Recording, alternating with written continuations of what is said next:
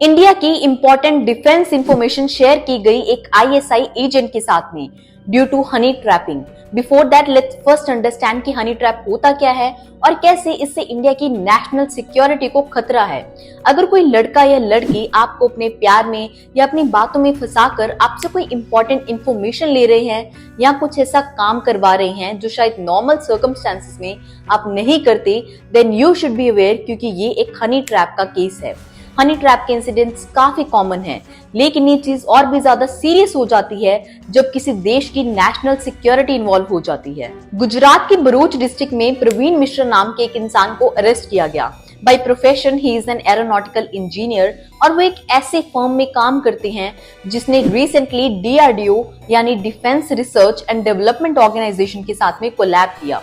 Praveen Mishra Facebook पर सोनल गर्ग नाम की एक लड़की से मिले जिसने ये क्लेम किया कि वो चंडीगढ़ में एक आईटी फर्म आईबीएम के अंदर काम करती है।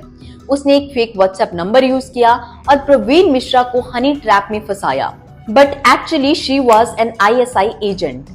Over the time, she claimed that she is very interested in drones and missile technology, and Praveen Mishra was so into her कि उसने DRDO की important drone technology की information share की उस एजेंट के साथ में।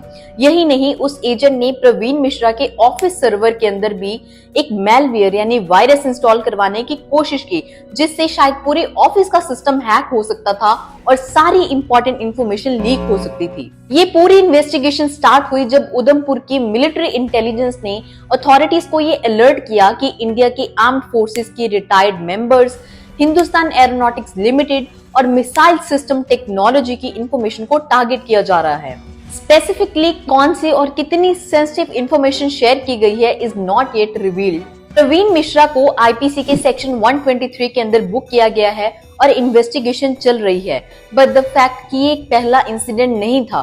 पिछले 3 साल में 9 डीआरडीओ के साइंटिस्ट को टारगेट किया गया है, चाहे 2004 का अभिषेक वर्मा का केस हो या 2023 का डीआरडीओ के मेजर साइंटिस्ट प्रदीप कुरकलकर का केस हो।